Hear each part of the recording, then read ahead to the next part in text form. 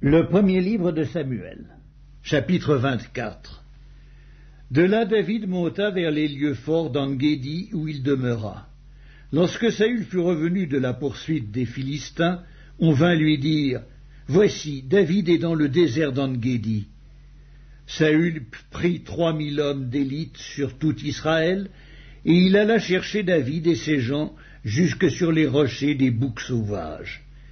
Il arriva à des parcs de brebis qui étaient près du chemin, et là se trouvait une caverne où il entra pour se couvrir les pieds.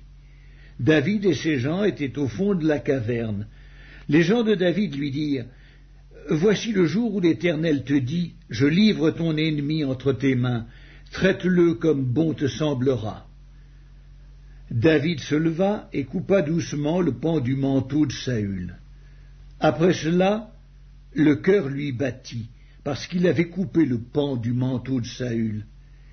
Et il dit à ses gens, « Que l'Éternel me garde de commettre contre mon Seigneur, loin de l'Éternel, une action telle que de porter ma main sur lui, car il est loin de l'Éternel. » Par ces paroles, David arrêta ses gens et les empêcha de se jeter sur Saül.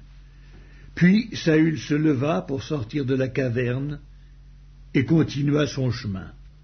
Après cela, David se leva et sortit de la caverne. Il se mit alors à crier après Saül, « Ô roi, mon seigneur !» Saül regarda derrière lui, et David s'inclina, le visage contre terre, et se prosterna. David dit à Saül, « Pourquoi écoutes-tu les propos des gens qui disent, « Voici, David cherche ton malheur !» Tu vois maintenant de tes propres yeux que l'Éternel t'avait livré aujourd'hui entre mes mains dans la caverne. On m'excitait à te tuer, mais je t'ai épargné, et j'ai dit, je ne porterai pas la main sur mon Seigneur, car il est loin de l'Éternel. Vois, mon père, vois donc le pan de ton manteau dans ma main. Puisque j'ai coupé le pan de ton manteau et que je ne t'ai pas tué, sache et reconnais qu'il n'y a dans ma conduite ni méchanceté ni révolte, et que je n'ai point péché contre toi. Et toi, tu me dresses des embûches pour m'ôter la vie. L'Éternel sera juge entre moi et toi, et l'Éternel me vengera de toi, mais je ne porterai point la main sur toi. Des méchants vient la méchanceté, dit l'ancien proverbe, aussi je ne porterai point la main sur toi. Contre qui le roi d'Israël s'est-il mis en marche? Qui poursuis-tu? Un chien mort, une puce. L'Éternel jugera et prononcera entre moi et toi. Il regardera, il défendra ma cause, il me rendra justice en me délivrant de ta main.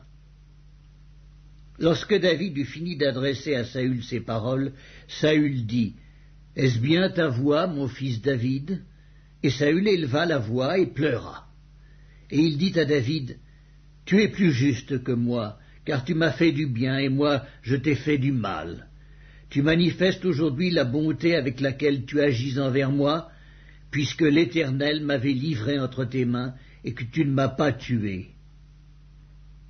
Si quelqu'un rencontre son ennemi, le laisse-t-il poursuivre tranquillement son chemin?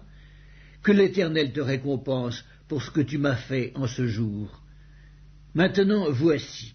Je sais que tu régneras et que la royauté d'Israël restera entre tes mains.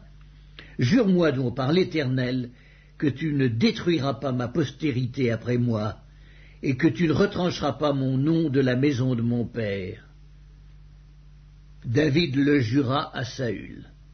Puis Saül s'en alla dans sa maison, et David et ses gens montèrent au lieu fort.